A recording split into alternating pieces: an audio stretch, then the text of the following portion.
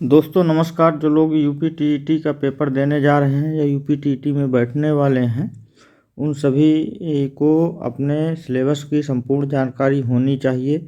यदि आपको सिलेबस की संपूर्ण जानकारी नहीं होगी तो आप टीटी की परीक्षा में इतना अच्छा अंक गेन नहीं कर पाएंगे। और सिलेबस क्या है और कितने क्वेश्चन पूछे जाते हैं किस सब्जेक्ट से, वो सब हम आज इस वीडियो में जानेंगे। उसके पहले यदि आप चैनल पर नए हैं तो चैनल को सब्सक्राइब कर दीजिए और साथ में बेल आइकन को भी प्रेस कर दीजिए। बेल आइकन प्रेस करते समय ऑल पर प्रेस करिए ताकि हम जब भी कोई भी वीडियो अपलोड करें या आप तक नोटिफिकेशन पहुंच जाए। तो जानते हैं आज 1 to 5 क्लास के लिए सिलेबस क्या है।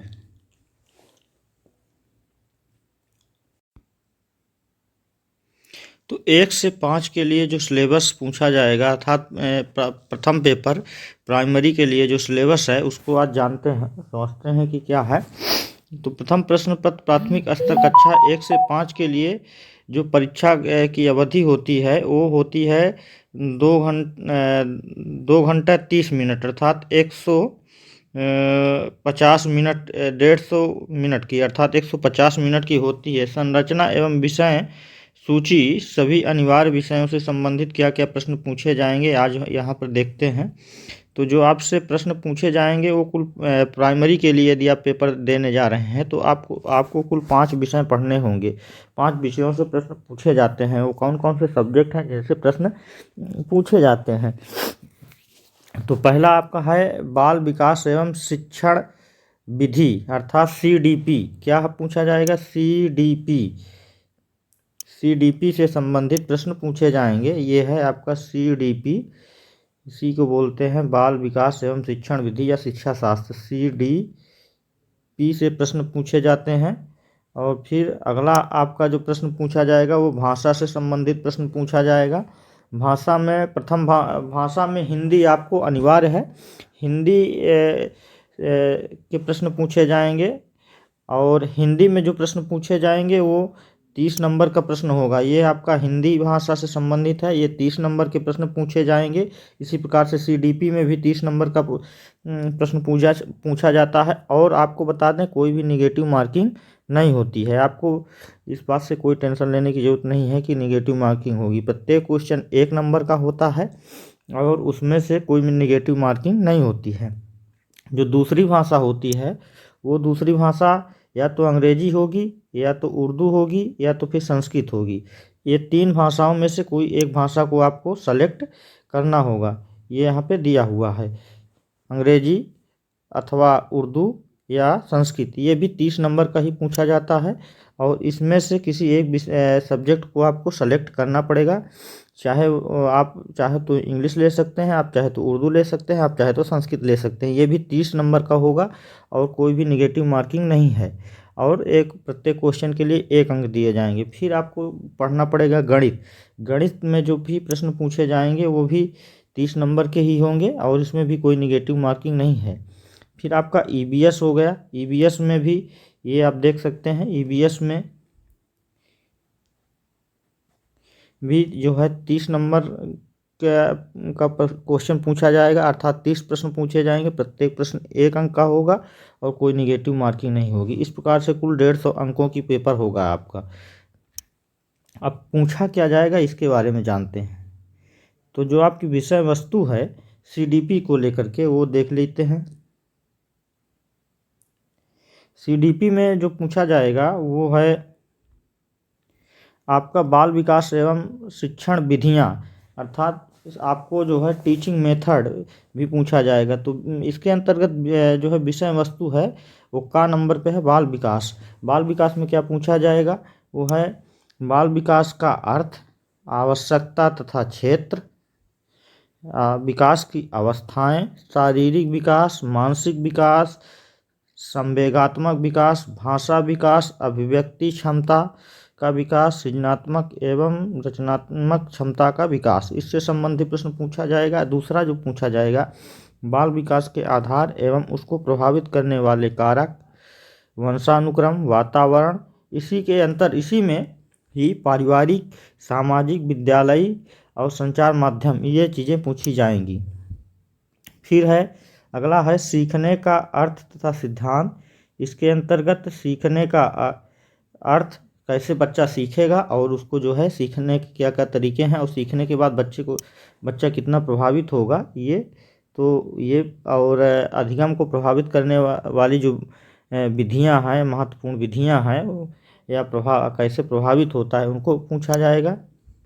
फिर अधिगम के नियम, इसमें थॉर्नडाइक के सीखने के मुख्य नियम एवं अधिगम में उनका महत्व, अधिगम के प्रमुख सिद्धांत तथा कक्षा शिक्षण में उनकी व्यवहारिक उपयोगिता, थॉर्नडाइक के प्रयास एवं त्रुटि का सिद्धांत, पायलाव का संबंध प्रतिक्रिया का सिद्धांत, स्किनर का क्रिया प्रसूत अधिगम सिद्धांत, कोहलर का सूझ या अंतर्दृष्टि का सिद्धांत, प्याजे का सिद्धांत, वाइगोत्स्की का सिद्धांत, सीखने का वक्र, अर्थ एवं प्रकार, सीखने में पठार का अर्थ एवं कारण एवं निराकरण। तो ये आपको पूछे जाएंगे। क्या क्या पूछे जाएंगे ये आप फिर से समझ लीजिए। उसमें से आपको थॉर्नडाइक को पढ़ना पड़ेगा, ये है थॉर्नडाइक महोदय, इनको पढ़ना पड़ेगा। आपको स्किनर को पढ़ना पड़ेगा, आपको पावलाव को पढ़ना पड़ेगा, और आपको वाइगोत्स्की को पढ़ना पड़ेगा, आपको पियाजे को पढ़ना पड़ेगा। कोहलर के ये सिद्धांत है, इससे बाहर आपको कुछ भी नहीं पढ़ना है, यहीं से प्रश्न पूछे जाएंगे। फिर अगला है शिक्षण एवं शिक्षण विधाएं।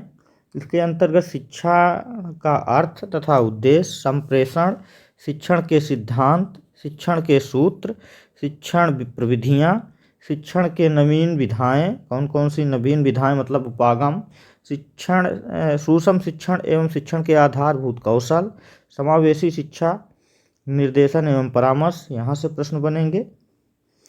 तो शिक्षण विधियों के अंतर्गत या शिक्षण विधाओं के अंतर्गत। फिर शैक्षिक समावेशन से अभिप्राय, पहचान, प्रकार, निराकरण, यथा अपवंचित वर्ग, भाषा, धर्म, जाति, वर्ग, क्षेत्र, लिंग, शारीरिक क्षमता, दृष्टिबाधित, श्रवणबाधित, वाक अस्थिबाधित, मानसिक क्षमता, इससे संबंधित प्रश्न पूछे जाएंगे। फिर अगला है आपका समावेशन के लिए आवश्यक उपकरण, सामग्री, विधियां, टीएलएम से संबंधित। टीएलएम जो आपका मतलब होता है टीचिंग लर्निंग मटेरियल, शिक्षण सहायक सामग्री इसी को बोलते हैं, शिक्षण सहायक सामग्री, यहाँ पर लिख देते हैं। तो इससे संबंधित भी प्रश्न पूछे जाएंगे। फिर समावेशी बच्चों का अधिगम जांचने हेतु आवश्यक टूल्स एवं तकनीकी, समावेशी बच्चों के लिए विशेष शिक्षण विधियां, जैसे ब्रेल लिपि, आपको ब्रेल लिपि भी पूछी जाएगी। ब्रेल लिपि के बारे में आपको बता दें, इसका आविष्कार जो है लुई ब्रेल ने किया था। यह 6 बिंदुओं पर आधारित होती है। तो इससे संबंधित प्रश्न पूछा जाएगा। फिर समावेशी बच्चों हेतु निर्देशन एवं परामर्श, उद्देश्य, अर्थ, उद्देश्य, प्रकार, विधियां, आवश्यकता एवं क्षेत्र, परामर्श में सहयोग करने वाली विभागीय संस्थाएं, जैसे आपका हो गया मनोविज्ञान शाला, कहाँ पर है, उत्तर प्रदेश में है। यही कहाँ पर उत्तर प्रदेश में है, तो वो है प्रयागराज में। इसी का नाम क्या है, इलाहाबाद, पहले पूर्व नाम इलाहाबाद।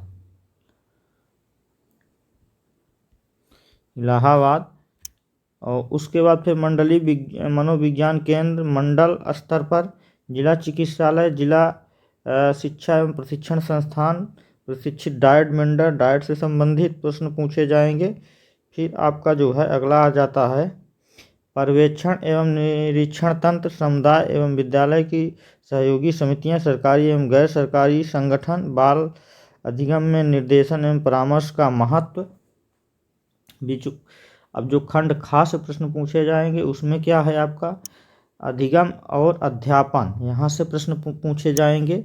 अधिगम के अंतर्गत क्या पूछा जाएगा, अधिगम और अध्यापन के अंतर्गत बाल विकास किस प्रकार सोचते हैं, बालक किस प्रकार से सोचते हैं, अब बालक जो है विद्यालय प्रदर्शन में सफलता प्राप्त करने में कैसे और क्यों असफल होते हैं, इससे संबंधित प्रश्न पूछे जाएंगे।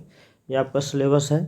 अगला है कि अधिगम और अध्यापन की बुनियादी प्रक्रियाएं, बालकों की अधिगम कार्य नीतियाँ, सामाजिक क्रियाकलाप के रूप में अधिगम के सामाजिक संदर्भ, एक समस्या समाधानकर्ता और एक वैज्ञानिक अन्वेषक के रूप में बालक, यहाँ से भी संबंधित प्रश्न हैं आपके, ये आपके सिलेबस में है, तो अब आपको इसको भी पढ़ना पड़ेगा। बालकों में अधिगम की वैकल्पिक संकल्पना, अधिगम प्रक्रिया में महत्वपूर्ण चरणों के रूप में बालक की त्रुटियों को समझना, बोध एवं संवेदनाएं, प्रेरणा और अधिगम में योगदान देने वाले कारक, निजी एवं पर्यावरणीय कारक, ये यहाँ पे दिया हुआ है, तो इससे भी संबंधित प्रश्न पूछा जाएगा।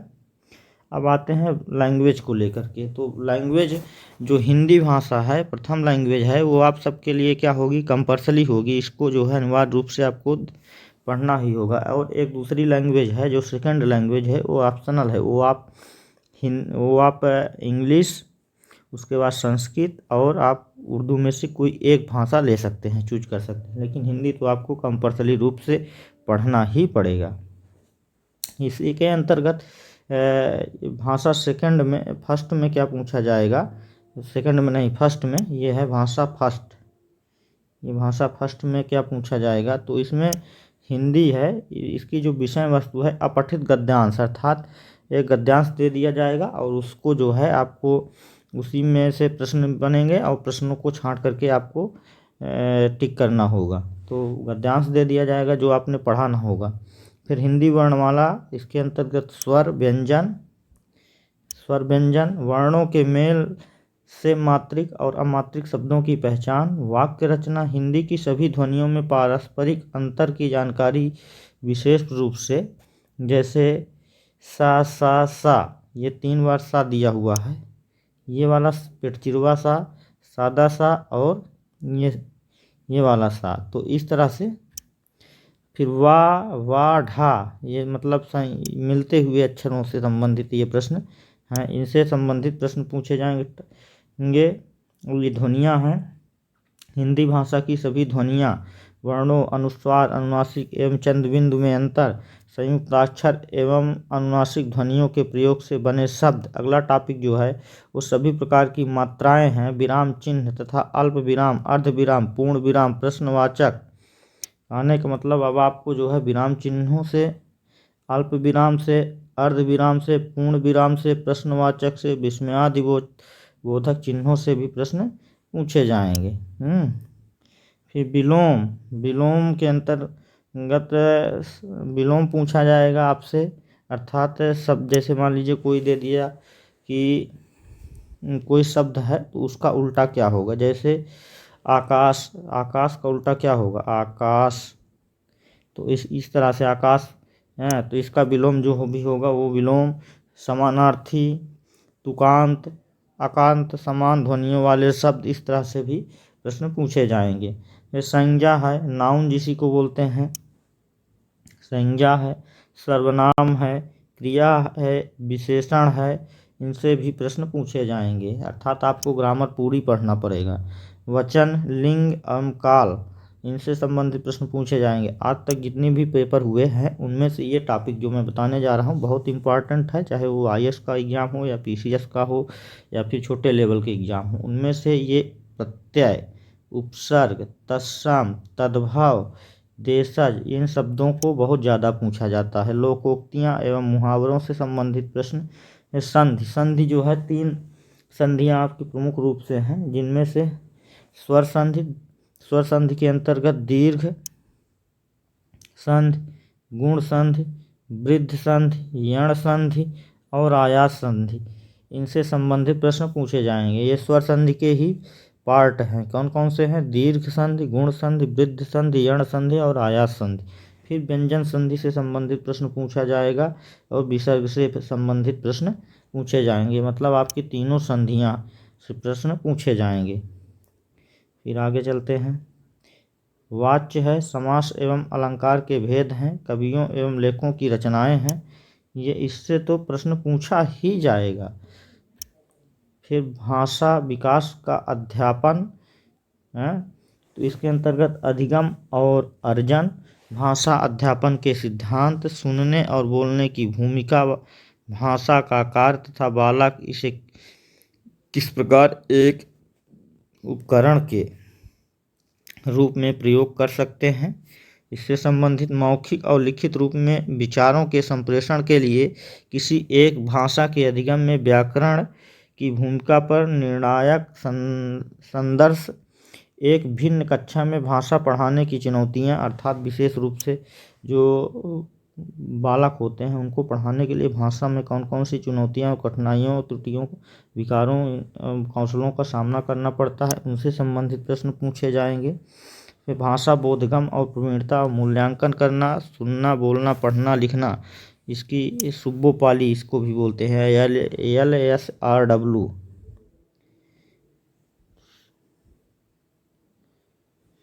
इसी को सुब्बोपाली ट्रिक के माध्यम से भी हम समझ सकते हैं। LSRW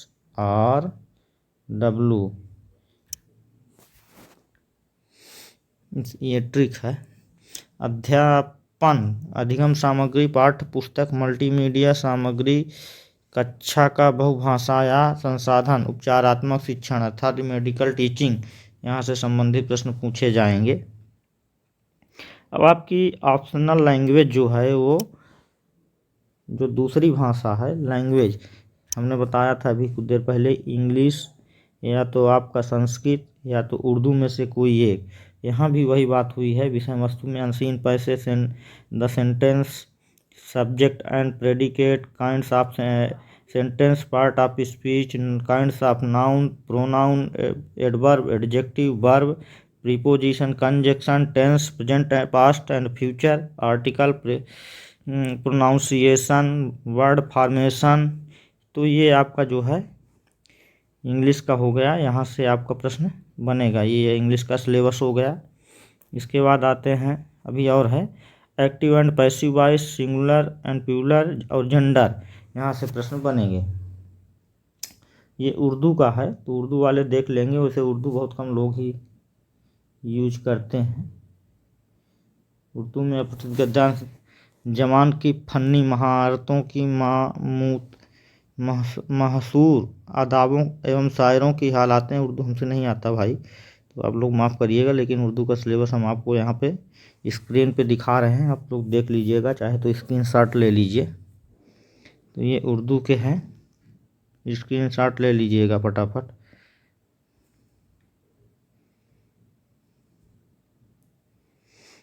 फिर आते हैं संस्कृत में। आपकी जो सेकंड लैंग्वेज है ऑप्शनल के रूप में मैंने बताया था, तो उसमें उर्दू, हिंदी, हिंदी नहीं, आपका संस्कृत और इंग्लिश में से एक।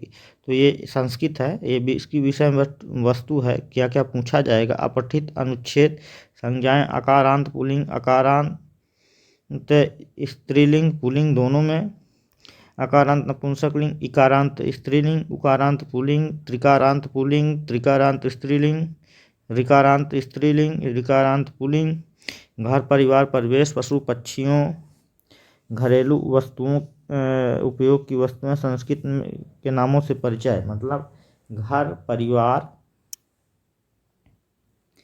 परिवेश, पशु पक्षी, घरेलू उपयोग की वस्तुओं के नामों के परिचय। मतलब कहने का मतलब ये हिंदी में दिया रहेगा, इसका संस्कृत में क्या होगा, यही चीज़ आपसे पूछा जाएगा। सर्वनाम, क्रियाएं, शरीर के प्रमुख अंगों के नाम, संस्कृत शब्दों का प्रयोग, अव्यय, इससे संबंधित प्रश्न है। फिर है संधि, सरल शब्दों की संधि तथा उनका विच्छेद, विशेष रूप से दीर्घ संधि के बारे में दिया हुआ है।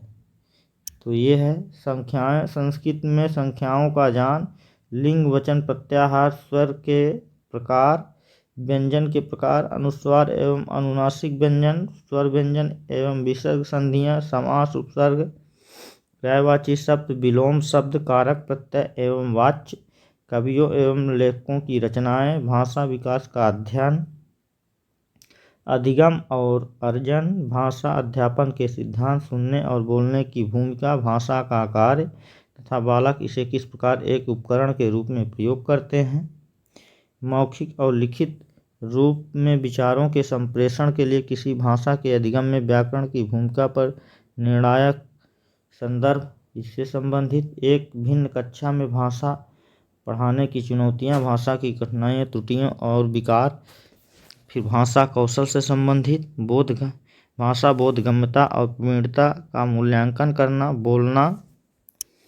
बोलना, सुनना, पढ़ना और लिखना, इससे संबंधित है। अध्यापन है, अधिगम सामग्रियां हैं, पाठ्य पुस्तक है, मल्टीमीडिया सामग्री है, कक्षा का बहुभाषाई संसाधन है। उच्चारात्मक शिक्षण, ये आपका वहाँ भी था, उस वाली लैंग्वेज में भी और इस वाली हिंदी में भी था और संस्कृत में भी था, और यही आपका उर्दू में भी। तो रीमेडिकल टीचिंग, अब जो आपका मोस्ट इम्पॉर्टेंट है ये गणित है, ये भी 30 नंबर का ही है, कोई निगेटिव मार्किंग हमने पहले ही बता दिया है, नहीं है। तो ये विषय वस्तु में संख्याएं एवं संख्याओं का जोड़, घटाना, गुणा, भाग, ये तीनों है। लघुत्तम समापवर्तक, महत्तम समापवर्तक, ये देखिए जोड़, घटाना, गुणा और भाग। लघुत्तम समापवर्तक और महत्तम समापवर्तक भिन्नों का जोड़, घटाना, गुणा एवं भाग, दशमलव, जोड़, घटाना, गुणा, भाग, एकीक नियम, प्रतिशत, लाभ, हानि, साधारण ब्याज, ज्योमितीय आकृतियाँ एवं पृष्ठ, कोण, त्रिभुज, वृत्त, इससे संबंधित प्रश्न। रुपया मतलब धन, रुपया पैसा से संबंधित जो प्रश्न आते हैं।